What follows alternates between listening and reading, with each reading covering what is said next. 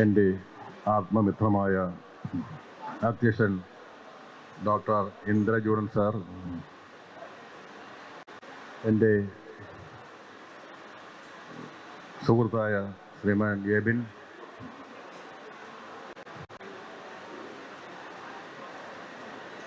സദസ്സിലുള്ള വിശിഷ്ട വ്യക്തികളെ, ഗുരുജനങ്ങളെ,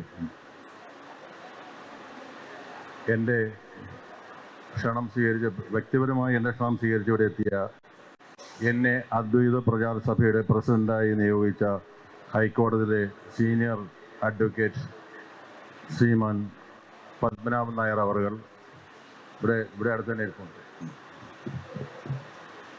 കവിയും പ്രശസ്ത ആസ്ട്രോളജറുമായ എൻ്റെ പ്രിയ സുഹൃത്ത് ശ്രീമാൻ വേണുഗോപാൽ, ഗുരുജനങ്ങളെ,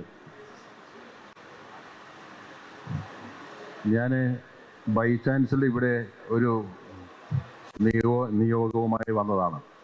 ഞാനങ്ങനെ ഒരു പ്രഭാഷകനെ അല്ല. ഇന്നിവിടെ വരാൻ കാരണമായത്, ഇവിടെ സത്സംഗ മന്ദിരത്തിലെ സംസ്കൃത പഠന ക്ലാസ്സിൽ ശ്രീമതി സുശീല റാവു ഇവിടെ ഉള്ളതാണ്. രാമറാവുവിൻ്റെ Mrs, retired bank manager Sushila Rao സംസ്കൃത പഠന ക്ലാസ് നടന്ന കൂട്ടത്തിൽ ശ്രീരാമനെ പുകഴ്ത്തി ഒരു വാക്ക് പറഞ്ഞപ്പോൾ ഇന്നത്തെ ദേശീയ പാർട്ടിയിൽ പെടുന്ന ഒരു വ്യക്തി അവിടെ നിന്ന് പറഞ്ഞു, എനിക്ക് ശ്രീരാമനെ ഇഷ്ടമല്ല. അപ്പോൾ എന്താ കാരണമെന്ന് ചോദിച്ചോ പറഞ്ഞ് അദ്ദേഹം ഗർഭിണിയായ സ്വന്തം ഭാര്യയെ കാട്ടിലേക്ക് അയച്ചു. പിന്നെ മറ്റു പലതും അഭിപ്രായങ്ങൾ മറ്റു പലരും പറഞ്ഞു. അപ്പോൾ എനിക്കിതിന് മറുപടിയുണ്ട്. കാരണം ഒരു 4-5 വർഷം മുമ്പ് ശ്രീമാൻ ഇന്ദ്രജൂഡൻ സാറിന് അത് അറിയാമെന്നാണ് ഞാൻ കരുതുന്നത്. ഇവിടെ സരസ്വതി വിദ്യാനിലയം സ്കൂളിൽ വെച്ചിട്ട് എളമക്കര 300 പെൺകുട്ടികൾക്ക് ഹൈസ്കൂൾ ക്ലാസ്സിലും PDCക്കും പഠിക്കുന്ന +2 പഠിക്കുന്ന കുട്ടികൾക്ക് ഒരാഴ്ചത്തെ ട്രെയിനിങ് ക്ലാസ് കൊടുത്തിരുന്നു. ഭാരതീയ ആധ്യാത്മിക തത്വദർശനത്തെക്കുറിച്ചും സനാതന ധർമ്മത്തെക്കുറിച്ചുമുള്ള ക്ലാസ് ആയിരുന്നു. 6-ാം ദിവസം ഞാൻ ഉദ്ഘാടനത്തിന് പോയിരുന്നു. 6-ാം ദിവസം അവിടെ ചെന്നിട്ട് അവിടുത്തെ കുട്ടികളോട് ഏതാനും ചോദ്യങ്ങൾ ചോദിച്ചു. എത്ര വരെ പഠിച്ചു എന്നറിയാൻ വേണ്ടിയിട്ടായിരുന്നു. നിർഭാഗ്യവശാൽ 300 പെൺകുട്ടികളിൽ 2 പേരാണ് ജീവിത ലക്ഷ്യം എന്താണ് എന്ന് ചോദിച്ചിട്ട് ഉത്തരം പറഞ്ഞ 2 കുട്ടികളാണ്. അതിന് കാരണമുണ്ടായിരുന്നു. അവിടെ പഠിപ്പിച്ച പണ്ഡിതന്മാരെല്ലാം മഹാപണ്ഡിതന്മാരായിരുന്നു. അവർ ഈ കുട്ടികളുടെ നിലവാരത്തിലേക്ക് താഴ്ന്നു വന്നില്ല. അവരുടെ സംശയങ്ങൾക്ക്, ചോദ്യങ്ങൾക്ക് ഉത്തരം കൊടുത്തിട്ടില്ല. ഞാൻ ചോദിച്ചു, എന്താണ് നിങ്ങളുടെ ജീവിത ലക്ഷ്യം എന്നുള്ളതിന് 2 പേര് പറഞ്ഞു. ഒരാൾ പറഞ്ഞു ഈശ്വര സാക്ഷാത്കാരമാണ് എന്ന്, രണ്ടാമത് വേറൊരു കുട്ടി പറഞ്ഞു മോക്ഷം എന്നാണ്. ഞാൻ ചോദിച്ചു അതിൻ്റെ അർത്ഥം എന്താണെന്ന്. അർത്ഥം അറിയില്ല. അതാണിന്ന് ഈ ഹൈന്ദവ സമൂഹം നേരിടുന്ന, ഹൈന്ദവ സമൂഹമൊന്നുമല്ല, മാനവരാശി നേരിടുന്ന ഏറ്റവും വലിയ പ്രശ്നം എന്ന് പറയുന്നത്. ക്ഷേത്രം എന്താണെന്നറിയില്ല, ആരാധന എന്താണെന്നറിയില്ല, തത്വം എന്താണെന്നറിയില്ല. അതിന് പിന്നിൽ വലിയൊരു തത്വമുണ്ട്, ശാസ്ത്രമുണ്ട്, ലക്ഷ്യമുണ്ട്. അതിൻ്റെതായ, അതായത് ആധുനിക ശാസ്ത്രം ഇന്ന് അംഗീകരിച്ചിരിക്കുന്ന എല്ലാ കാര്യങ്ങളും എത്രയോ ആയിരക്കണക്കിന് സഹസ്രങ്ങൾക്ക് മുമ്പ് നമ്മുടെ ഋഷീശ്വരന്മാർ, ത്രികാലജ്ഞാനികളായ മഹാജ്ഞാനികളായിരുന്ന ഋഷീശ്വരന്മാർ ശാസ്ത്രീയമായി, മനഃശാസ്ത്രപരമായി സാധാരണക്കാർക്ക് വേണ്ടിയിട്ട് നാമരൂപങ്ങളില്ലാത്ത ഈശ്വരനെ സ്മരിക്കാൻ സാധാരണക്കാർക്ക് സാധ്യമല്ല എന്ന് മനസ്സിലാക്കി രൂപകൽപ്പന ചെയ്യുന്ന ആ ക്ഷേത്രങ്ങളെയും വിഗ്രഹങ്ങളുടെയും അന്തസ്സത്തെ അറിയാതെ അന്ധവിശ്വാസങ്ങളിലും അനാചാരങ്ങളിലേക്കും ആണ്ടുപോയതാണ് ഇന്ന് ഹൈന്ദവ സമൂഹം നേരിടുന്ന ഏറ്റവും വലിയ പ്രശ്നം. മാത്രമല്ല, മറ്റ് സമൂഹത്തിലെ പെടുന്നവർ വിമർശിക്കുന്നതിൻ്റെ കാരണവും ഇന്നത്തെ യുവാക്കൾക്കും വിദ്യാർത്ഥികൾക്കും ശരിയായ അറിവ് നൽകാത്തതാണ്. ഇതാണ് ഞാൻ രാജീവിനോട് പറഞ്ഞത്. അറിവ് നൽകാൻ വേണ്ടി, സംശയങ്ങൾക്ക് ഉത്തരം നൽകാൻ വേണ്ടിയിട്ടുള്ള ഒരു സെഷൻ കൂടി ആരെയെങ്കിലും നല്ല പണ്ഡിതന്മാരായ നല്ല പ്രഭാഷകരെ ആരെയെങ്കിലും അറേഞ്ച് ചെയ്യണമെന്നാണ് ഞാൻ ശ്രീമാൻ രാജീവിനോട് ആവശ്യപ്പെട്ടത്. എന്നിട്ട് ആരെയും കിട്ടിയില്ല എന്ന് പറഞ്ഞിട്ട് എന്നെ വിളിച്ചു പറഞ്ഞു എന്നോട് സംസാരിക്കാൻ പറഞ്ഞു. ഞാൻ പ്രഭാഷണമൊന്നുമല്ല. പക്ഷെ ഒരു കാര്യമുണ്ട്, അന്ന് 300 പെൺകുട്ടികളിൽ നിന്ന് ചോദ്യങ്ങൾ എഴുതി വാങ്ങിയിരുന്നു. 300 പെൺകുട്ടികളിൽ നിന്നും ചോദ്യങ്ങൾ എഴുതി വാങ്ങി. ഒരു കെട്ട് പേപ്പർ കൊണ്ടു കൊടുത്തിട്ട് നിങ്ങൾ ആ ചോദ്യങ്ങളെല്ലാം സംശയങ്ങളെല്ലാം എഴുതി തരാൻ പറഞ്ഞു. അവർ അതിനെല്ലാം ചോദ്യങ്ങൾ, ആ 100 കണക്കിന് ചോദ്യങ്ങൾ എഴുതി തന്നു. ഞാൻ വളരെയധികം പണ്ഡിതന്മാരോടെല്ലാം പുറകെ നടന്ന് അപേക്ഷിച്ചു. ഇതെല്ലാം ഉത്തരം എഴുതി ഒരു പുസ്തകമാക്കി കുട്ടികൾക്ക് കൊടുക്കണം. കാരണം അവർ ചോദിച്ചിരിക്കുന്ന ചോദ്യങ്ങളെല്ലാം വളരെ വളരെ ന്യായമായ ചോദ്യങ്ങളാണ്. ഈ ഉത്തരം കൊടുക്കാതെ നമ്മുടെ ഹൈന്ദവ സമൂഹം രക്ഷപ്പെടില്ല. സത്യമാണ് പറയുന്നത്. ആത്യന്തികമായ ദുഃഖശാന്തിയാണ് ജീവിത ലക്ഷ്യം, അല്ലെങ്കിൽ ശാശ്വതമായ സുഖപ്രാപ്തിയാണ് നമ്മുടെ ജീവിത ലക്ഷ്യമെന്ന് പോലും അറിയാതെയാണ് നമ്മുടെ വിദ്യാർത്ഥികളും യുവാക്കളും വളരുന്നത്. മുൻപൊരിക്കൽ മുൻ മന്ത്രി പറഞ്ഞു രാവണൻ എത്രയോ ഭേദമാണ് എന്ന്. ഇപ്പൊ രാമായണം കുത്തിയിരുന്ന് വായിക്കുന്നുണ്ടെന്നാണ് ഞാൻ അറിയുന്നത്. എന്തുകൊണ്ട് അങ്ങനെ പറയുന്നു? ആ ശ്രീരാമന്റെ മഹത്വം എന്താണെന്നോ അതിൻ്റെ വീട് തത്വം എന്താണെന്നോ ശാസ്ത്രമാണെന്നോ അറിയാത്തത് കൊണ്ടാണ്.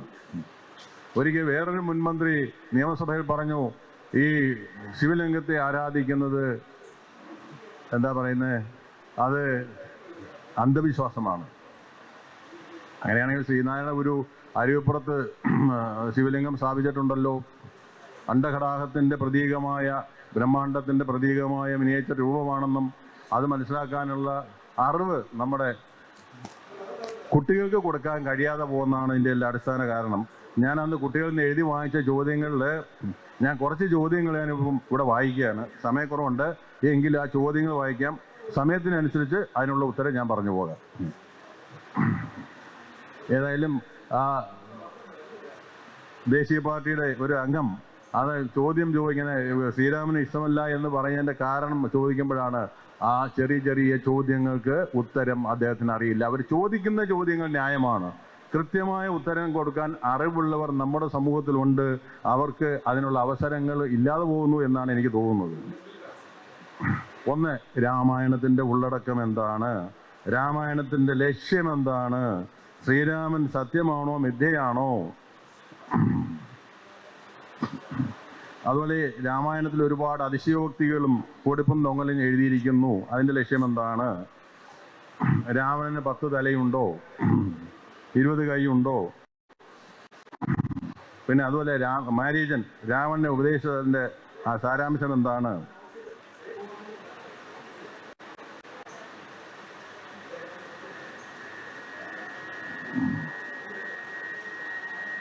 അതുപോലെ ശരിയായ ശ്രീരാമ ആരാധന എങ്ങനെയായിരിക്കണം? ലക്ഷ്മണരേഖ എന്നതുകൊണ്ട് എന്താണ് ഉദ്ദേശിക്കുന്നത്? മായപ്പൊന്മാൻ എന്ന് പറഞ്ഞാൽ ആരാണ്? ശ്രീരാമൻ സീതയെ ഉപേക്ഷിക്കാനുള്ള തക്കതായ കാരണം എന്താണ്? ഗർഭിണിയായ, അതൊരു രണ്ടാമത് കൂട്ടിച്ചേർത്താണ്. എന്തുകൊണ്ടാണ് ശ്രീരാമനെ പോലെ ദൈവത്തിൻ്റെ അവതാരമായ ശ്രീരാമൻ എന്തുകൊണ്ടാണ് ബാലിയെ ഒളിയം പെയ്ത് കൊന്നത്? ന്യായമായ ചോദ്യമാണ്. എന്തുകൊണ്ടാണ് ഒളിയം പെയ്ത് കൊന്നത്? അതുപോലെ ഈ സിദ്ധികളിൽ ഭ്രമിച്ചാൽ വരുന്ന അപകടം എന്താണ്?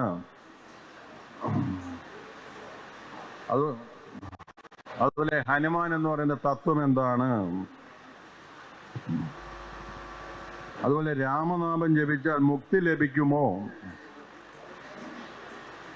യഥാർത്ഥത്തിൽ ശ്രീരാമനും സീതയും പ്രതിനിധാനം ചെയ്യുന്ന തത്വം എന്താണ്? രാമായണത്തിന് മതമുണ്ടോ? ശ്രീരാമൻ മാംസം കഴിച്ചിരുന്നോ? പിന്നെ ഒരു ശൂദ്രൻ തപസ് ചെയ്തപ്പോൾ വധിച്ചത് ശരിയാണോ? എല്ലാം ന്യായമായ ചോദ്യങ്ങളാണ് ചോദിക്കുന്നത്. ഇതിനെല്ലാം കൃത്യമായ ഉത്തരങ്ങളുണ്ട്. അതായത് സാമാന്യ ബുദ്ധിക്കും യുക്തിക്കും ശാസ്ത്രത്തിനും കാലത്തിനും ദേശത്തിനും നിരക്കുന്നതായ കൃത്യമായ ഉത്തരങ്ങളുണ്ട്. ഇവിടെ എനിക്കിനി 20 മിനിറ്റ് കൂടി സമയമുണ്ട്. അതിനുള്ളിൽ ചുരുക്കി ചില കാര്യങ്ങൾ മാത്രം പറഞ്ഞുകൊണ്ട് ഞാൻ അവസാനിപ്പിക്കാം.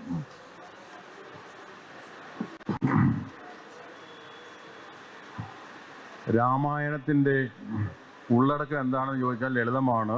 വേദങ്ങളിലും ഉപനിഷത്തുകളിലുമുള്ള തത്വങ്ങളും ദർശനവും ആശയങ്ങളും സന്ദേശങ്ങളും ഗുണപാഠങ്ങളും സാധാരണക്കാരായ ആൾക്കാർക്ക് എളുപ്പത്തിൽ മനസ്സിലാക്കാനും നിത്യജീവിതത്തിൽ പ്രയോഗിച്ച് ജീവിതം ഐശ്വര്യപൂർണമാക്കാൻ ദുഃഖങ്ങളും ദുരിതങ്ങളും ഇല്ലാതെ മോക്ഷപ്രാപ്തിയിലേക്ക് എത്തിച്ചേരാൻ ഉതകുന്ന തത്വങ്ങളും ദർശനങ്ങളും ആശയങ്ങളും സന്ദേശങ്ങളുമാണ് മുഴുവൻ ഇതിൽ രേഖപ്പെടുത്തിയിട്ടുള്ളത്. ഒന്ന്, എന്തിനാണ് അതിൽ അതിശയോക്തികൾ ചേർത്തിരിക്കുന്നത്? ന്യായമായ ചോദ്യമാണ്. 10 തലയുണ്ടോ രാവണന്? ന്യായമായ ചോദ്യമാണ്. അത് വളരെ ലളിതമാണ് ഉത്തരം. ഇതിൻ്റെ ആശയം 10 തലയുടെ ബുദ്ധി ഉണ്ടായാലും 20 തല കൈയുടെ ശക്തി ഉണ്ടായിരുന്നാലും എത്ര വലിയ ബ്രഹ്മജ്ഞാനിയാണെങ്കിലും എത്ര വലിയ വരം വാങ്ങിയ തപസ് ചെയ്ത് വരം വാങ്ങിയ സിദ്ധനാണെങ്കിലും എത്ര വലിയ രാജ്യത്തിൻ്റെ രാജാവാണെങ്കിലും അവർക്ക് എന്ത് സംഭവിക്കും? നാശം സംഭവിക്കും എന്നുള്ളതാണ് അതിൻ്റെ തത്വം. അതിനകത്ത് മാരീചൻ ചോദിക്കുന്നുണ്ട്. ശ്രീരാമൻ എൻ്റെ ശത്രുവാണെങ്കിലും, ഞാൻ കഥയിലേക്ക് പോകുന്നില്ല, ചുരുക്കി പറയുകയാണ്. മാരീചൻ പറയുന്ന ഇതാണ്: നിങ്ങൾ ശ്രീരാമനോട് യുദ്ധത്തിന് പോയാൽ നിങ്ങൾക്ക് സർവനാശം സംഭവിക്കും. എന്താ കാരണം? അപ്പോൾ പറയും, കാട്ടിൽ ഒറ്റയ്ക്ക് ജീവിക്കുന്ന ശ്രീരാമനോട് ഞാൻ യുദ്ധത്തിന് പോയാൽ ഒരു കുഴപ്പമില്ല എന്ന് രാവണൻ പറയുമ്പോൾ വളരെ ലളിതമായി മാരീചൻ പറയുകയാണ്, നിങ്ങൾക്ക് സർവനാശം സംഭവിക്കും. എന്തുകൊണ്ട്? ശ്രീരാമൻ സത്യത്തിൻ്റെയും ധർമ്മത്തിൻ്റെയും അവതാരമൂർത്തിയാണ്. സത്യമേവ ജയതേ ധർമ്മമേവ ജയതേ എന്നുള്ള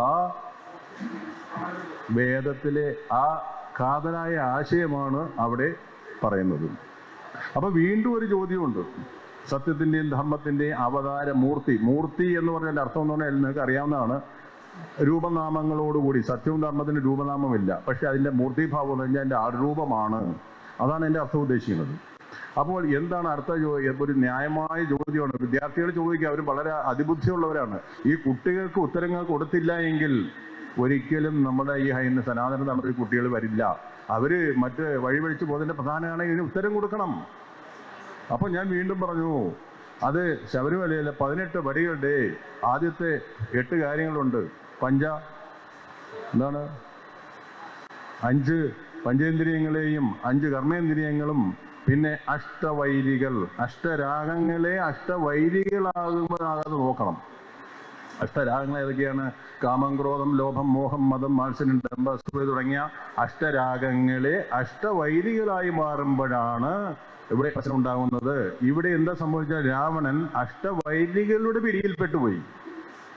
അഗ്നി കൊണ്ട് ഭക്ഷണം പാകം ചെയ്യാൻ ഉപയോഗിക്കാം. അതേ അഗ്നി ശ്രദ്ധിച്ചില്ലെങ്കിൽ വീട് കത്തിപ്പോകും എന്ന് മഹാത്മാക്കൾ പറയാറുണ്ട്. അതുപോലെ നമ്മുടെ അഷ്ടവൈരികളെ നിയന്ത്രണത്തിൽ കൊണ്ട് നിർത്തിയില്ലെങ്കിൽ അത് സർവനാശത്തിന് കാരണമാകും.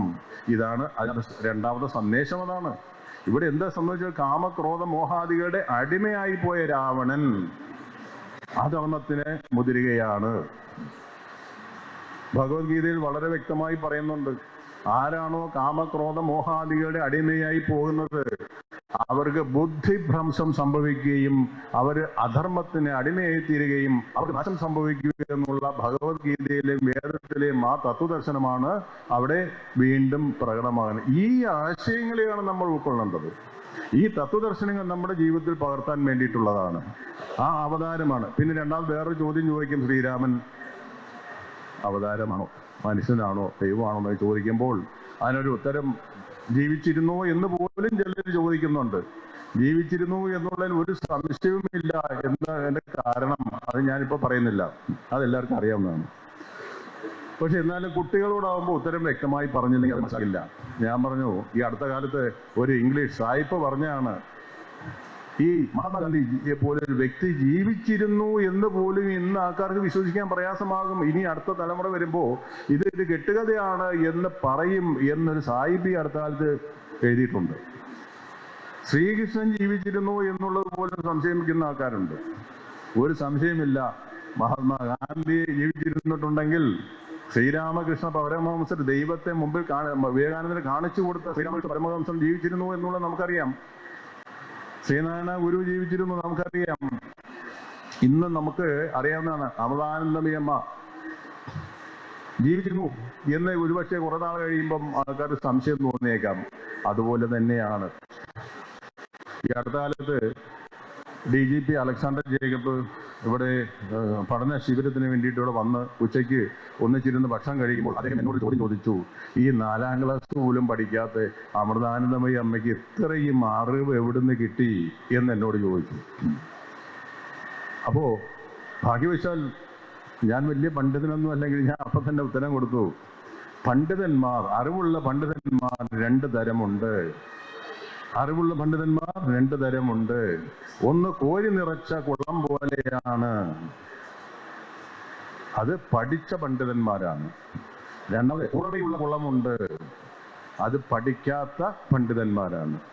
അറിവുള്ള പണ്ഡിതന്മാർ 2 തരമുണ്ട്.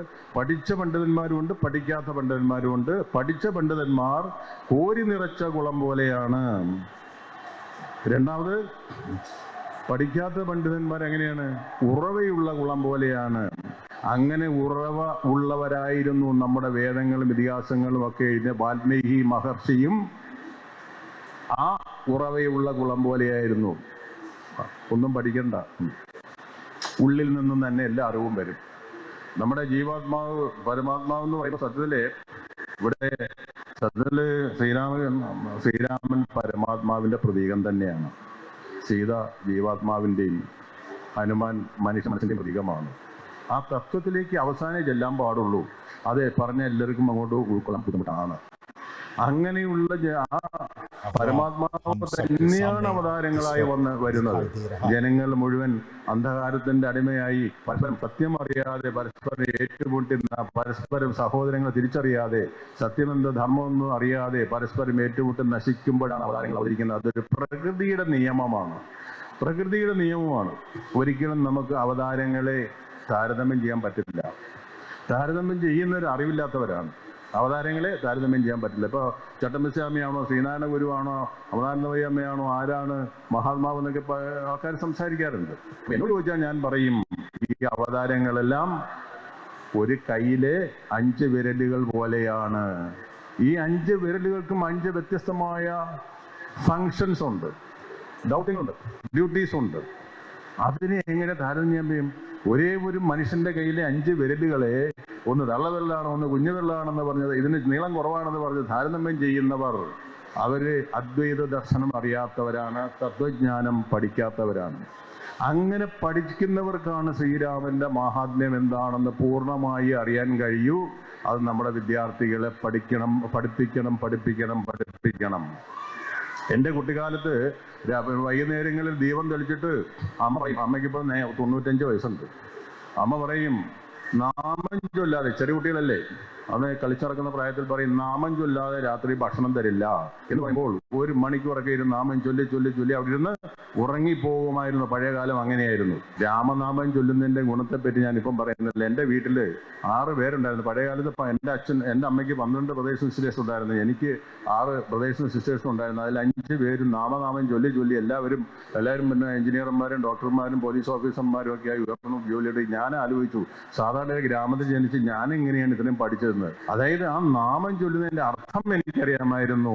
നാമം ചൊല്ലുന്നതെന്ന് വെച്ചാല് എന്നെ പാഹിമ എന്ന് പറഞ്ഞാൽ എന്നെ സംരക്ഷിക്കണേ, കാത്തുകൊള്ളണേ എന്നാണ്. കാത്തുകൊള്ളണമെന്ന് എൻ്റെ അർത്ഥം.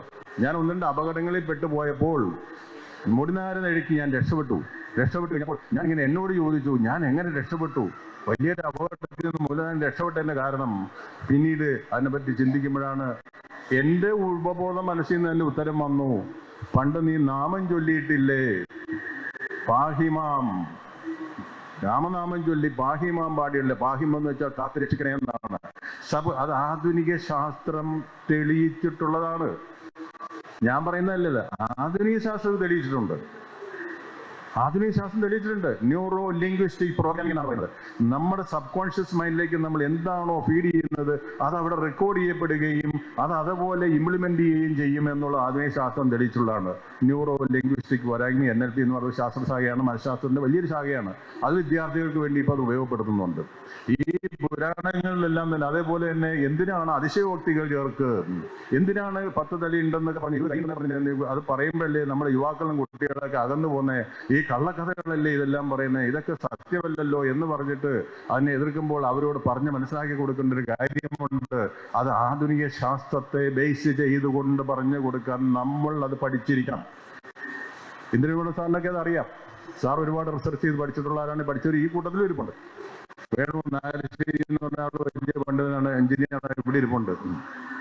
അപ്പോ അത് നമ്മൾ പഠിപ്പിച്ചു, ശാസ്ത്രീയമായി ഈ കാര്യങ്ങളെ പഠിപ്പിച്ചു കൊടുക്കണം. ഞാൻ എൻ്റെ കുട്ടികളെ ഓർമ്മശക്തി പഠിപ്പിക്കാൻ വേണ്ടിയിട്ട്, മെമ്മറി ഇമ്പ്രൂവ്മെന്റ് പഠിപ്പിക്കാൻ വേണ്ടി, അവരെല്ലാം ഡോക്ടർമാരും എഞ്ചിനീയർമാരും കാര്യം ആ പഠിപ്പിക്കാൻ വേണ്ടി കൊണ്ടുപോകുമ്പോൾ അന്ന് അവിടെ പഠിപ്പിച്ചത് ഇതേ ടെക്നിക്ക് തന്നെയായിരുന്നു. 10 തലയുടെ ബുദ്ധിയും 20 കൈയുടെ ശക്തിയും ഉണ്ടെന്ന് പറയുന്ന അതേ മെമ്മറി ടെക്നിക്ക് തന്നെയാണ് അവിടെ എപ്പോഴും പഠിപ്പിക്കുന്നത്. ആധുനിക ശാസ്ത്രം പഠിപ്പിക്കുന്ന കാര്യം ആയിരക്കണക്കിന് വർഷം മുമ്പ് നമ്മുടെ ബ്രിട്ടീഷന്മാർ മനസ്സിലാക്കി നമ്മളെ പുസ്തകം എഴുതി വെച്ചിരിക്കുകയാണ്. അതിൻ്റെ അന്തസത്ത മനസ്സിലാക്കാൻ പാതെ പോയതാണ്. ഉദാഹരണത്തിന് ഞാൻ എക്സാമ്പിൾ പറയാം. ഏതൊരു വിഷയത്തെയാണോ നമ്മൾ അതിശയോക്തി ചേർത്ത് പറയുന്നത്, അങ്ങനെ പറഞ്ഞു കഴിഞ്ഞാൽ അത് നമ്മുടെ ശ്രദ്ധയെ ആകർഷിക്കും, നമ്മുടെ ഓർമ്മയിൽ അത് നിലനിർത്തും. നമ്മൾ മറന്നുപോയൊരു കാര്യം, ഞാൻ കുറച്ച് നാൾ മുമ്പ് മാലിദ്വീപ് ചെല്ലുമ്പോഴേ, നിങ്ങൾക്ക് പലർക്കും അറിയാവുന്ന കാര്യമാണ്, അവിടെ ഇന്നും അവിടുത്തെ ബിംബങ്ങളെല്ലാം ശ്രീരാമനും ലക്ഷ്മണനും ഒക്കെ നമ്മുടെ രാമായണത്തെ കഥാപാത്രങ്ങളെയാണ് അവിടുത്തെ ട്രാഫിക് ജംഗ്ഷനിൽ വെച്ചിരിക്കുന്ന, അല്ലാതെ രാഷ്ട്രീയ നേതാക്കന്മാരുടെ ഇതൊന്നുമല്ല. അവിടെ രാമായണത്തിലുള്ള കഥാപാത്രങ്ങളെ, ശ്രീരാമന്റെ പടമാണ് വളരെ മനോഹരമായി അവർ നിർമ്മിച്ച് ട്രാഫിക് ഐലൻഡുകളിലേക്കും പല സ്ഥലത്തും വെച്ചിരിക്കുന്നു. അതുപോലെ എല്ലാ വീടുകളിലും അവർ ക്ഷേത്രങ്ങളുണ്ട്. അവിടെ ഇസ്ലാം ഭരണമാണെങ്കിൽ പോലും അവരവരുടെ പൈതൃകം വിട്ടിട്ടില്ല. അവർ പറഞ്ഞ ഒരു ചോദ്യം ഇതാണ്, ഞങ്ങളുടെ പൂർവികർ എന്തിനാണോ വിശ്വസിച്ചിരുന്നത് അത് ഞങ്ങൾ ഉപേക്ഷിക്കാൻ തയ്യാറല്ല. ചില ക്ഷേത്രങ്ങളിൽ ചെന്നപ്പോൾ ഞാൻ അവരോട് ചോദിച്ചു, വിഗ്രഹമില്ലാത്തതെന്നാണ് ചോദിച്ചപ്പോൾ അതിൻ്റെ കയ്യിൽ പറഞ്ഞു കേട്ട് ഞാൻ അത്ഭുതപ്പെട്ടു പോയി. അവൻ പറഞ്ഞ ഈശ്വരൻ നമ്മുടെ ഉള്ളിലുണ്ട്. എല്ലാ വീടുകളിലും ക്ഷേത്രമുണ്ട്. അവരോട് ചോദിച്ചാൽ പറഞ്ഞതാണ്, ഈശ്വരൻ നമ്മുടെ ഉള്ളിലുണ്ടല്ലോ. അങ്ങനെയും ചിന്തിക്കാം. പക്ഷെ ക്ഷേത്രമുണ്ട്, എല്ലായിടത്തും ക്ഷേത്രങ്ങളുണ്ട്.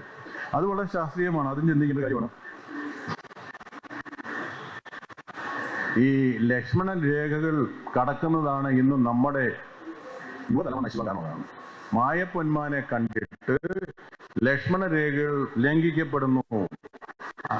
മാതാവ്, പിതാവ്, ഗുരുക്കന്മാര്, മറ്റുള്ളവരെല്ലാം തന്നെ നമ്മുടെ കുട്ടികൾക്ക്, നമുക്ക് എല്ലാവർക്കും ലക്ഷ്മണ രേഖകളുണ്ട്. നമ്മുടെ മഹാഗുരുക്കന്മാർ ലക്ഷ്മണ രേഖകൾ നിശ്ചയിച്ചിട്ടുണ്ട്. അതിനെയെല്ലാം നമ്മൾ കടന്നു പോകുമ്പോഴാണ് എന്ത് പറ്റുന്നത്? രാവണന്റെ പിടിയിൽപ്പെട്ടു പോകുന്നത്. രാവണന്റെ പിടിയിൽപ്പെട്ടു പോകുന്നത് അതുകൊണ്ടാണ്. അറിയാമല്ലോ, ഞാനിപ്പോ പച്ചയ്ക്ക് പറയണ്ട, ലവ് ജിഹാദ് എന്ന് പറയുന്നത് ഉണ്ടോ ഇല്ലയോ എന്നൊക്കെ കോടതിയിൽ സംശയങ്ങളൊക്കെ പറയണേ. ഏതായാലും നൂറുകണക്കിന് ആയിരക്കണക്കിന് പെൺകുട്ടികൾ മറമാറി പോകുമ്പോൾ ഈ പറയുന്ന മായപ്പൊന്മാനെ കണ്ട് ഭ്രമിച്ചു പോകുന്നതാണ്. ലക്ഷ്മണ രേഖ ലംഘിക്കുന്നത് കൊണ്ടാണ് സംഭവിക്കുന്നത്. ഇത് എത്രയാ, ആയിരക്കണക്കിന് വർഷങ്ങൾക്ക് മുമ്പ് തന്നെ ഈ ഇന്ന് നമ്മുടെ നാട്ടിൽ നടന്നുകൊണ്ടിരിക്കുന്ന എല്ലാം എഴുതി വെച്ചിട്ടുണ്ട്. പക്ഷേ ആ ആശയത്തെ ഉൾക്കൊള്ളാതെ പോയി എന്നുള്ളതാണ്.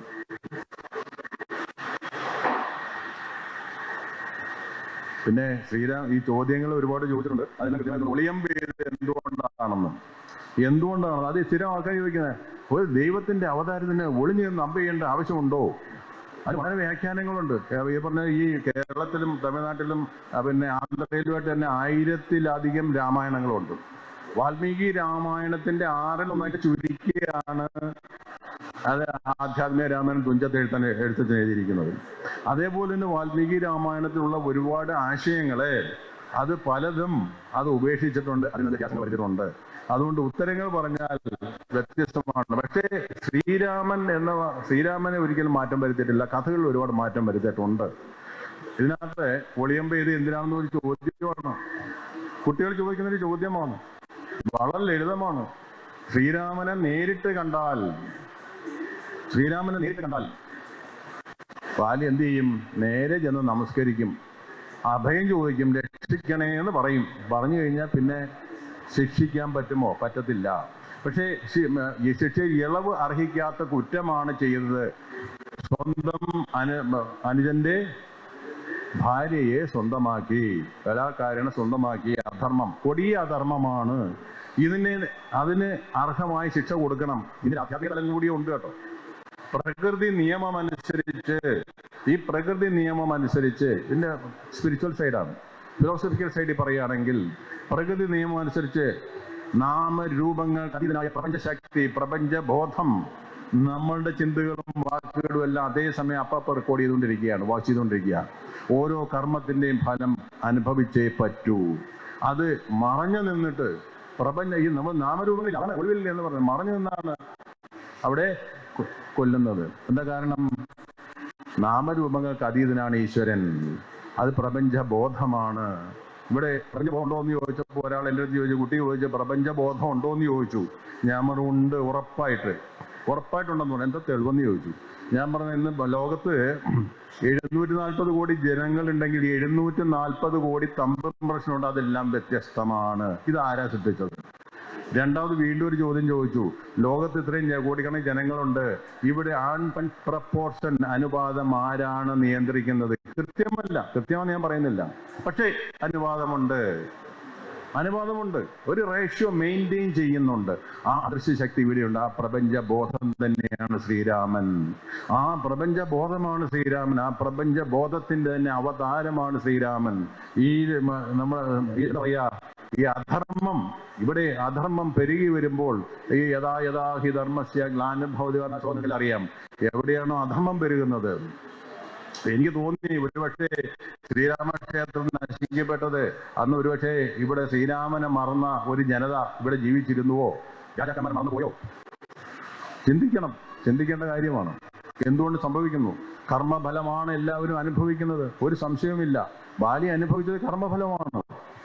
പിന്നെ എൻ്റെ മോള് ക്ഷേത്രത്തിൽ പോവും, ഹനുമാൻ ക്ഷേത്രത്തിൽ പോവും, പഠിക്കുന്ന കുട്ടിയാണ്. ഞാൻ പറഞ്ഞ് ഹനുമാൻ ക്ഷേത്രത്തിൽ പോകുന്നത് നല്ലതാണ്, എല്ലാം കൂടെ നല്ലതാണ്. ഞാൻ പറഞ്ഞ കാരണം എന്താ വെച്ചാൽ അതിന് 2 തലമുണ്ട്. ഭൗതികമായ തലമുണ്ട്, ആത്മീയമായ തലമുണ്ട്. മനുഷ്യ മനസ്സിനെ പഠിക്കും കൂടിയാണ് അവിടെ. കുട്ടികൾക്ക് പറഞ്ഞു കൊടുക്കുമ്പോൾ ശാസ്ത്രീയമായി പറഞ്ഞാലേ പറ്റുള്ളൂ. മനുഷ്യ മനസ്സ് ചഞ്ചലമാണ്, എപ്പോഴും ചഞ്ചലമാണ്. ബാഹ്യ വിഷയങ്ങളിലേക്ക് 5 കർമ്മേന്ദ്രിയങ്ങളിലും 5 ജ്ഞാനേന്ദ്രിയങ്ങളിലും ഭ്രമിച്ചു നിൽക്കുന്ന മനുഷ്യ മനസ്സിന്റെ പ്രതീകം കൂടിയാണ്.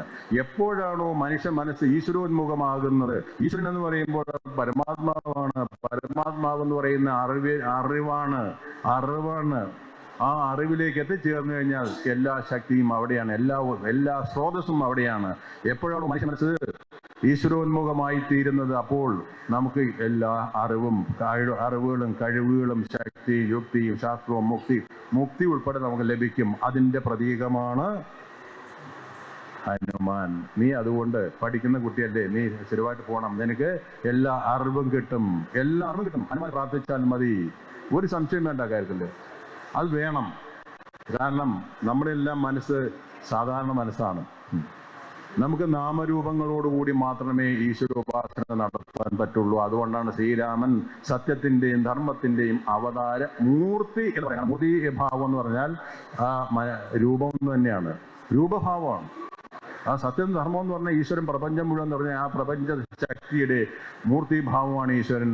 ആ ഈശ്വരന്റെ പ്രതീകമാണ്. അതാ ദക്ഷിണാമൂർത്തി എന്ന് പറയുന്നത്. ദക്ഷി എന്ന് പറഞ്ഞു കഴിഞ്ഞാൽ പിന്നെ നൈപുണ്യം, കഴിവ് എന്നൊക്കെയാണ് ദക്ഷിണാമൂർത്തി. ആ മൂർത്തി ഭാവത്തിലേക്ക് പോവാണ്. കാരണം ഓരോ ശക്തികൾ, നമ്മുടെ ദേവതകളെല്ലാം തന്നെ ഓരോ ഭാവങ്ങളാണ്. ഒരേ ഒരു പ്രപഞ്ചശക്തി, പ്രപഞ്ചശക്തി തന്നെ അച്ഛനായും അമ്മയായും സഹോദരനായും മകനായും എല്ലാം വരുന്നത് പോലെ എല്ലാം ഇവിടെ ഉണ്ട്. പക്ഷേ അൾട്ടിമേറ്റായിട്ട് ഒരേ ഒരു ശക്തിയുള്ളത് ശ്രീരാമൻ തന്നെയാണ്.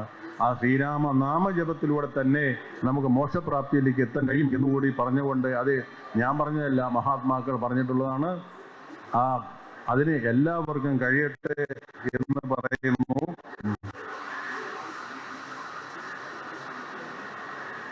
പിന്നെ ഇടയ്ക്ക് ഒരു ചോദ്യം ചോദിച്ചതാണ്, ഈ ശ്രീരാമൻ മാംസം കഴിച്ചിരുന്നു എന്ന്. ഈ കുട്ടികൾ ചോദിക്കുന്ന ചോദ്യങ്ങളാട്ടോ ഇതിനകത്തുള്ളതാണ്. അതിനകത്ത് എനിക്ക് പറയാനുള്ളത്, ഈവൻ ഖുറാനിൽ പോലും എഴുതിയിട്ടുണ്ട്. അത് മഹാപുരുഷന്മാർ എല്ലാവരും എല്ലാ മതങ്ങളുടെ അന്തസ്സത്ത പഠിക്കണം. അങ്ങനെ ഖുറാനും ബൈബിളും ഒക്കെ വായിക്കാനിടയായപ്പോൾ അന്ന് മനസ്സിലാക്കിയ ഒരു കാര്യമാണ്, ഈവൻ ഖുറാനിൽ പോലും എഴുതി വെച്ചിട്ടുണ്ട്. എന്താ എഴുതിയിരിക്കുന്നത്? മാംസം കഴിക്കരുത്. മറ്റൊന്നും കഴിക്കാൻ കിട്ടാത്തൊരവസ്ഥ വന്ന് ജീവൻ നിലനിർത്തുന്ന ഒരവസ്ഥ വേണ്ടി വന്നാൽ മാത്രമേ മാംസം കഴിക്കാവൂ. മാംസം കഴിക്കാം, പക്ഷേ മറ്റൊന്നും കിട്ടാത്ത അവസ്ഥ വരണം. എന്തുകൊണ്ട് ചോദിച്ചു എന്ന് പറഞ്ഞാൽ, ഞാൻ അതിനെപ്പറ്റി ഒന്ന് സ്റ്റഡി ചെയ്തപ്പോൾ മനസ്സിലാക്കിയൊരു കാര്യം, മാംസം കഴിക്കുമ്പോൾ നമ്മുടെ മനഃശാന്തി, നമ്മുടെ ജീവിത ലക്ഷ്യം എന്താണോ അതും നമുക്ക് നഷ്ടമാകും. നോൺ വെജ് ഫുഡ് കഴിക്കുന്നത് ശ്രദ്ധിക്കുക. പ്രത്യേകിച്ചും നമ്മുടെ ജീവിത ലക്ഷ്യം എന്താണോ അതും നമുക്ക് നഷ്ടമാകും. ഞാൻ എൻ്റെ കുട്ടികളെ ഞാൻ പരീക്ഷ നോക്കി, അവർ നോൺ വെജ് ഫുഡ് കഴിക്കാറില്ല. കഴിക്കുന്ന ദിവസം ഞാൻ ശ്രദ്ധിക്കുന്നത്, അന്ന ദിവസം ചെറിയ കുട്ടികൾ അന്ന് അവർ ഭയങ്കരമായിട്ട് ഫൈറ്റ് ചെയ്യും. ഞാൻ പഠിച്ചിട്ട് പറയുന്നതാണ്. അന്നാണ് അവർ ഭയങ്കര അഗ്രസീവ് ആവും. അപ്പം നമ്മുടെ ജീവിത ലക്ഷ്യം നഷ്ടമാകുന്നത് നോൺ വെജിറ്റേറിയൻ ഫുഡ് കഴിക്കുന്നതിന് ഒരു കാരണമാണ്. എന്നാൽ നോൺ വെജിറ്റേറിയൻ ഫുഡ് കഴിക്കുമ്പോൾ പോലും ശ്രദ്ധിക്കാൻ ഒരുപാട് കാര്യമുണ്ട്. നോൺ വെജ് കഴിച്ചതുകൊണ്ട് മാത്രം ഉപ്പും എരിവും പുളിയും മധുരം എല്ലാം കൂടെ ഒരുപാട് കഴിച്ചാൽ വീണ്ടും മനുഷ്യൻ നഷ്ടപ്പെടുന്ന ഒരു കാര്യമാണ്. ഞാൻ അതിലേക്ക് പോകുന്നില്ല. ഏതായിരുന്നാലും ഞാൻ എൻ്റെ വാക്കുകൾ നിർത്തുകയാണ്. സമയം 12 മണിയായിരിക്കുന്നു. സമയം കഴിച്ചിരിക്കുന്നു. ഒരു കാര്യം കൺക്ലൂഡ് ചെയ്യുന്നത്, ശ്രീരാമദേവനെ ആരാധിക്കുകയും രാമായണം നമ്മൾ എല്ലാ ദിവസവും വായിക്കുകയും അതിൻ്റെ അന്തസ്സത്തെ എന്താണെന്ന് നമ്മൾ ചിന്തിക്കുകയും ചെയ്യുകയാണെങ്കിൽ നമ്മുടെ ജീവിതം സ്വർഗതുല്യമായി തീരും.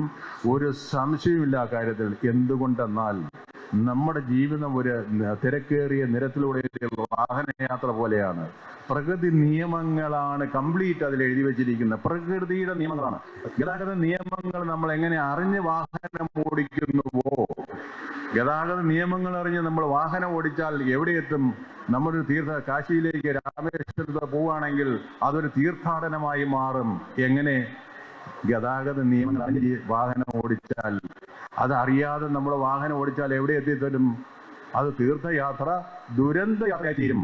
ആ ദുരന്ത യാത്രയായി തീരാതിരിക്കണമെങ്കിൽ നമ്മൾ ഓരോരുത്തരും അർത്ഥവും തത്വവും അതിൻ്റെ ലക്ഷ്യവും അറിഞ്ഞുകൊണ്ട് രാമായണ പാരായണം ഒരു നിത്യം നമ്മുടെ ജീവിതത്തിന്റെ ഭാഗമായി തീരണം. രാവിലെ അത് കർക്കിടക മാസത്തിൽ മാത്രം വേണ്ടെന്നല്ല, എല്ലാ ദിവസവും വായിക്കണം. ഇത്രയും മഹത്തായ ഒരു ഗ്രന്ഥം കിട്ടിയിട്ട് അതിൻ്റെ അർത്ഥവും ആശയവും തത്വവും ലക്ഷ്യവും അതിൻ്റെ ഉദ്ദേശവും ഒന്നും മനസ്സിലാക്കാതെ പോയ ഒരു ഹൈന്ദവ ജനതയാണ് നമ്മൾ നശിച്ചു പോയത്. അവരാണ് മതം മാറിപ്പോകുന്നത്, മറ്റുള്ള ഇതിലേക്ക് പോകുന്നത്. ഞാൻ അതിൻ്റെ ഡീറ്റെയിൽസ് പോകണമെങ്കിൽ കൂടുതൽ വിശദമായി പറയാൻ 2-3 മണിക്കൂർ വേണമെന്ന് ഞാൻ നിർത്തുകയാണ്. എല്ലാവർക്കും ശ്രീരാമ ഭഗവാന്റെ അനുഗ്രഹം ഉണ്ടാകട്ടെ എന്ന് ആശംസിച്ചുകൊണ്ട് അവിടുത്തെ പ്രാണപ്രതിഷ്ഠ നിങ്ങളെല്ലാവരും അതിൽ മനസ്സുകൊണ്ട് അതിൻ്റെ ഒരു ഭാഗമാകട്ടെ എന്ന് ആശംസിച്ചുകൊണ്ട് എല്ലാ അനുഗ്രഹങ്ങളും ഉണ്ടാകട്ടെ എന്ന് പറഞ്ഞുകൊണ്ട് എനിക്കിതിന് അവസരം തന്ന റജീവ്, പ്രത്യേകിച്ച് എന്നെ വിളിക്കാനിടയെ, ഞാൻ പറയാൻ പ്രഭാഷകമൊന്നും അല്ല, എന്നെ വിളിക്കേണ്ട, വേറെ ആരെങ്കിലും വിളിക്കാൻ പറഞ്ഞെങ്കിൽ എന്നെ വിളിച്ച് നിർബന്ധിച്ച് വരുത്താനും ഈ 2 വാക്ക് പറയാനുള്ള അവസരം തന്ന എൻ്റെ ഭാരവാഹികളോട് നന്ദി അറിയിച്ചുകൊണ്ട് എൻ്റെ വാക്ക് നിർത്തുന്നു. നന്ദി, നമസ്കാരം.